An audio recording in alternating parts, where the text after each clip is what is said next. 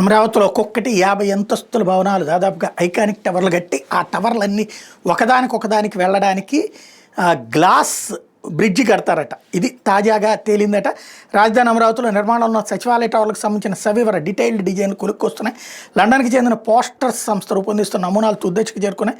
Government complex సముదాయంలో వేరువేరుగా నిర్మిస్తున్న 5 టవర్లను వంతెనతో పరస్పరం అనుసంధానించబోతున్నారు. ఉక్కుతో నిర్మించే డయాక్సైడ్ ఆకృతులను అమరావతిలో బిగించబోతున్నారు. ఐకానిక్ టవర్లను మొత్తం 68,88,064 చదరపు అడుగుల విస్తీర్ణంలో నిర్మిస్తున్నారు. జిఏడి టవర్ను బేస్మెంట్, గ్రౌండ్ ఫ్లోర్ కాకుండా 47 అంతస్తులు నిర్మించబోతున్నారు. ఇందులోని ముఖ్యమంత్రి కార్యాలయం ఉంటుంది. దీని టెర్రస్ మీద హెలిప్యాడ్ నిర్మిస్తారు. మిగిలిన 4 హెచ్ఓడి టవర్లు 39 అంతస్తులతో నిర్మించబోతున్నారు. ఓ టవర్ నుంచి మరో టవర్లోకి మంత్రులు, ప్రజాప్రతినిధులు, ఉద్యోగులు, సందర్శకులు వెళ్లేందుకు వీలుగా వంతెనతో అనుసంధానిస్తారు. ఇది ఆకర్షణీయమైన గ్లాస్తో ఏసీ సౌకర్యంతో 900 మీటర్ల పొడవు ఉంటుంది.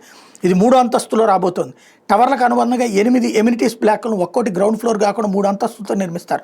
వైసీపీ అధికారంలో ఉన్న 5 ఏళ్ల పాటు నీటిలోనే ఉన్న ఈ ప్రాంతంలో నేల సామర్థ్యాన్ని గుత్తేదారు సంస్థలు పరీక్షించాయి. 1000 టన్నుల బరువును వేసి పరీక్షిస్తే సానుకూల ఫలితాలు వచ్చాయట. ఐకానిక్ టవర్ల ఆకృతులు డయాగ్రిడ్ విధానం రూపొందించారు. ప్రతి టవర్కు సగటున 15 నుంచి 20 వేల టన్నులు ఉక్కు అవసరం కాబోతుంది.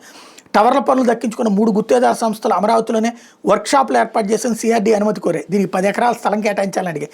భారీ పరిమాణంలో డయాగ్రిడ్ ఆకృతులను ఇతర ప్రాంతాలు ఫ్యాబ్రికేట్ చేసి ఇక్కడికి తేవాలంటే రవాణా ఇబ్బందులతో పాటు సమయం వృధా కాబోతుంది. దీన్ని పరిగణించేలా పని ప్రదేశంలోని యూనిట్లు ఏర్పాటు చేయాలని భావిస్తున్నాయట.